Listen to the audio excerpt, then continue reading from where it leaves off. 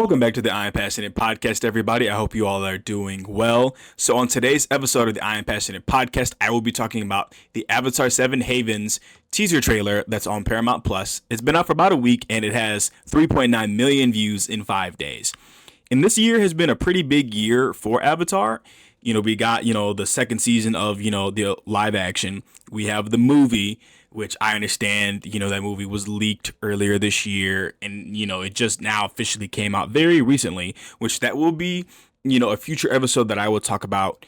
I might try to talk about it before the weekend. We'll kind of see how things go. And, there's a video game that came out, which, I've been seeing people on TikTok playing it and enjoying the game. So, yeah, I'd say it's been a pretty big year for, Avatar, kind of in general. And this episode is going to be similar to my episode about like the Avengers Doomsday trailer breakdown, which if you have not seen that episode, go check it out if you haven't already. It was a pretty good episode. I feel like I touched a lot. I feel like I did a good job watching, that trailer. That trailer was, I think, about 2.5-ish minutes, while the, Seven Havens trailer is 1:42. So, like, also, spoilers ahead if you have not seen the trailer to Avatar 7 Havens. Stop what you're doing right now. Go watch the trailer and then come back to this podcast. Don't worry, I'll still be here. But spoilers ahead. The spoilers ahead about the trailer and maybe about one or two things from The Legend of Korra, even though The Legend of Korra has been out for well over a decade. But here we go. So my first thing I kind of just really had noticed is, does Avatar, like Allura, I'm assuming, that's like, yeah, like that's, the Avatar's name. Do they have a twin? Because in the very beginning, they're kind of talking about like, why does this person look just like me? So like, it just seems to make sense that, there's a twin, even though that this twin is not the Avatar in the same way that Allura is the Avatar. And second, which I know the plot to this show has already been announced, but like even without even knowing the plot, I kind of get the feeling that this show is just based off of a huge misunderstanding, or like people just don't know the full story, which if you want to say people not knowing the full story is a misunderstanding, that's a whole other conversation. But there's a split second in this trailer where you see a flashback to Avatar Korra. She's clearly in the Avatar state and she makes like almost like an evil smirk. And like, that makes me wonder, I'm like, what's kind of going on? What happened after, the end of The Legend of Korra, when Korra and Asami, go through like one of the spirit portals and just travel around the spirit world? Maybe, that's going to touch on perhaps why Korra seemingly ruined the world, so to speak, or at least ruined people's perception of the Avatar. My other question is, how much time has passed from The Legend of Korra to Seven Havens? Because when you think about how much time passed from Avatar: The Last Airbender to, The Legend of Korra, Katara in the original series, my guess is probably about 13 years old. I don't know how old she is officially, but in The Legend of Korra, she's much older and has 3 kids. So like, if I had to guess, again, there's probably an official age for her somewhere. I had to guess she's probably 70, 80 years old. Zuko, also older. Toph, also older. That much time has passed. At least 70 years has passed. I think 70 years is also the official time difference, time gap in between, the two series. So let me know down below if the exact, if 77 years passed, so on and so forth. But no, I'm just very curious to see that, because let's just say if 60 years passed, for just sake of conversation, then there's no reason why people like Bolin, Asami, Mako, why they would not be alive, because I would imagine that, they're probably just in hiding, if they're still alive, that is. They're probably just in hiding because they probably know the truth as to, what changed the world's perspective, of the Avatar. So that was kind of my first few thoughts. My other thing is, will we see Easter eggs of some of the past Avatars and or characters? Spoilers ahead. So, during, Korra's time in The Legend of Korra, her connection with the past Avatars was severed. So, for a good portion of the show, she could not look to Avatar Kyoshi, Yang Chen, Aang for advice. That was something that we got to see in the beginning. And so, I would imagine at some point during the show's runtime, we will get to see the Avatar get to speak with at least Korra at some point, which, like, with having that, like, spiritual connection, there's probably going to be at least some point, because I would imagine that, there's going to be similarities between how the Avatar cycle is going to continue despite it basically starting anew. So my thing is, like, will we get to see, like, some sky bison? Because when I see a sky bison, I immediately think of Appa. Will we see, an airbender, like a master airbender that, the head shave, have the air, like the tattoos? Um, will we see maybe like pictures of Avatar Aang, or like with the movie that is out, will we see, like a picture of, the original team Avatar, maybe in like a historical place, or maybe if the spirit world, I feel like, in the original and Legend of Korra, Wang Shitong, I'm pretty sure that's the name of the library spirit, was in both. So like I would imagine that, that spirit library, even know that if they use that spirit for a third time, I would not be surprised. But I would imagine there has to be some sort of like, that would be like the perfect place to kind of like show like those teasers, I guess. Like, even if it's just like um them on the screen for a few seconds in like a picture, or maybe they're just mentioned, because like all the spirits, I imagine, would at least have that prior knowledge of all of the avatars, at least like knowing them by name. At least that's my take. And with some of the other characters, like, when I think of maybe like Toph, Team Avatar 2.0 with, like Asami, Mako, Bolin. I can't think of, um, you know, uh, Bolin's. I don't think they ever were girlfriend, like dating in like the third season, but it was, he lived in the Earth Nation with one of Toph's daughters. I can't think of her name right now. Oh my lord. And yeah, I can't reach in my bag for this one, because like, even though, yeah, she was an important character, I just can't remember her name. But that's beside the point. We're just gonna kind of keep it pushing. And so, like, the other thing is, like, after watching the trailer a couple times, I kind of get the feeling that, at least maybe in the beginning, this show is going to be by like the opposite of the original. The world needed the Avatar when Aang disappeared, and the world seems to be in a point where like many of the people probably think they don't even need the Avatar, and even know that like the Avatar's identity, I get the feeling like it's being hidden from the world, probably for their own safety. But like, I kind of get the feeling some of that, like, let's just say, um, I don't want to say disrespect, because disrespect might not be the right word. Let's just say some of the negativity surrounding the Avatar that we saw in the original series, I feel like it's gonna be here in like some extent. So I think maybe me saying that the show be the opposite of the original is not quite the right statement to make. I think it's more so the statement that I want to say is the way that people treated the Avatar negatively in, the original series. I kind of get the feeling that we're gonna see something very, very similar to that in Seven Havens. Now, will it be to the same extent? I have no idea. And like, I'm not, one to, compare, the trials that one goes through compared to the other. Like, every avatar has their own like things, which also like, I saw this on like TikTok, which like, this is not like an official explanation. I just think it's kind of cool. So like, they kind of did like a deep dive with like some of the previous avatars and like an element that almost killed them. So like in season 3 of The Legend of Korra, Korra was almost killed by Sahir, who was airbending the air out of their lungs. Um, you know, Avatar Aang was almost killed by a firebender, and then Avatar Roku, I believe, yeah, he basically died on that volcano. So like in the previous Avatar to him was Kyoshi. So like, I guess really, if like people will probably make that, like, let's just say, headcanon even more true if, the new avatar has, a tough experience with a waterbender.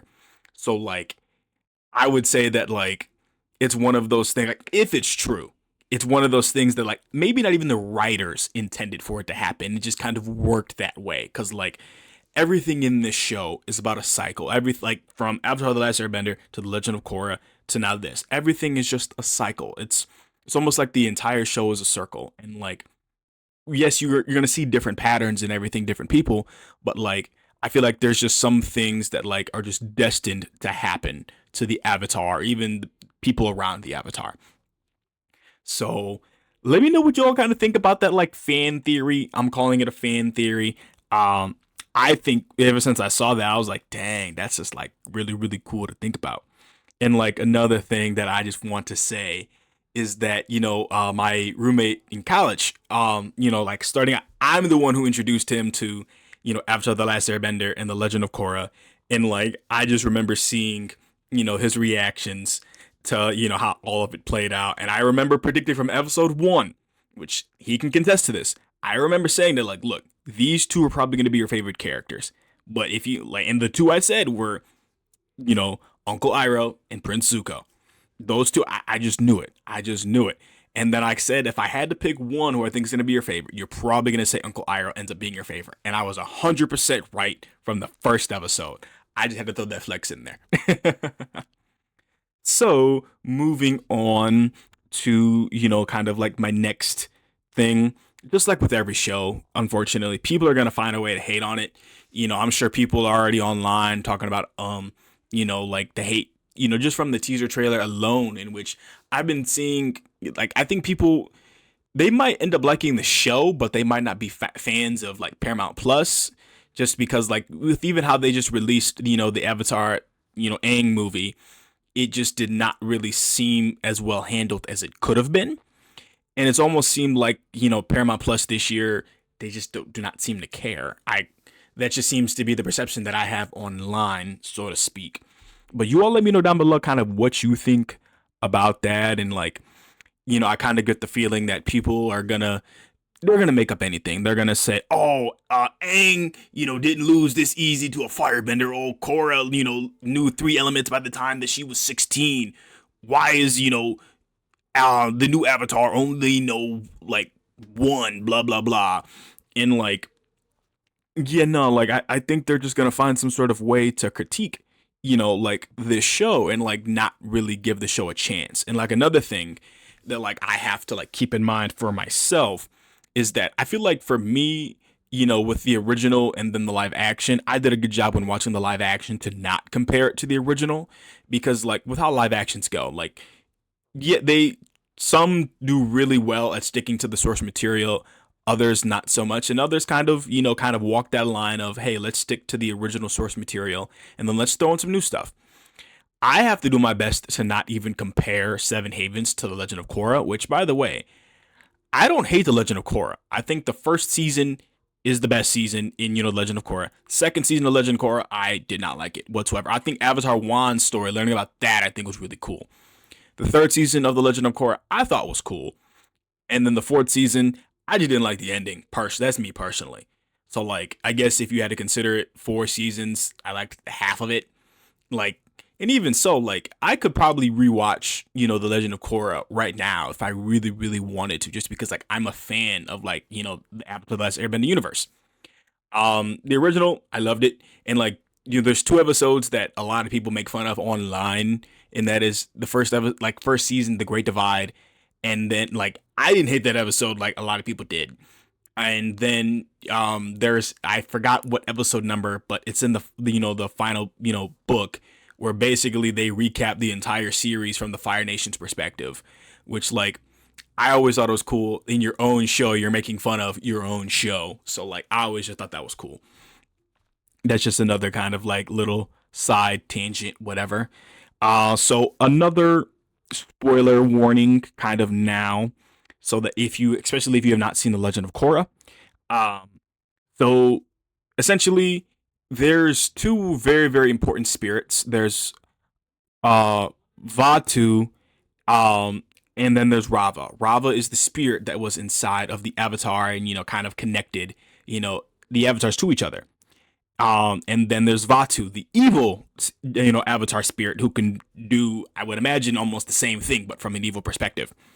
I get the feeling that the Dark Avatar spirit will be in this show to some extent. Like at the very end of the trailer, it looks like a very important place, very secretive place. There's like some pillars on the ground, and there's just like this red glow of energy. And so, like, even though that Korra, yes, had, sealed Vatu away for another 10,000 years. And this kind of goes back into like how much time has passed question. because even though I highly doubt that this show has had 10,000 years past, like I would just guess that maybe 15 years after the end of Korra's lifetime, we would be seeing this series, like that's when this would take place. But like something sinister, whether it's Vatu or something similar, I feel like it's going to be in this show. I'm alluding to Vatu just because like it just seems to make sense, and maybe just with modern day animation, maybe they're just changing, Vatu's shape, or like maybe it's just one of those things where like spirits can take many shapes and forms. So like that one might be a reach, but let me know down below kind of what are some of your thoughts so far, and kind of what are you hoping for or expecting, with the Seven Havens. Here's my next thing, which now I'm kind of leaning towards like questions instead of like things that I noticed. But also now that I think about, like, in this trailer with the airbending that we've seen, it seems like by airbending is truly like come back, but like maybe some of the traditions died out. Maybe because like in the Legend of Korra, with Tenzin, break like essentially being the teachings for airbending and everything, and like that all like wisdom and all that. He was trying to encourage the new airbenders to essentially shave their heads, just because that was how airbending worked. Um, and so there was a moment where one of the characters were airbending, but they kind of, let's just say, had their normal appearance, so to speak, like not even close to being, like bald or anything. They had long, wavy hair. So like I wonder if, so much time in the show has passed that maybe they just don't care about some of the older traditions. Like maybe the Fire Nation in this show, if it's even, still around, maybe they don't do Agni Kais anymore.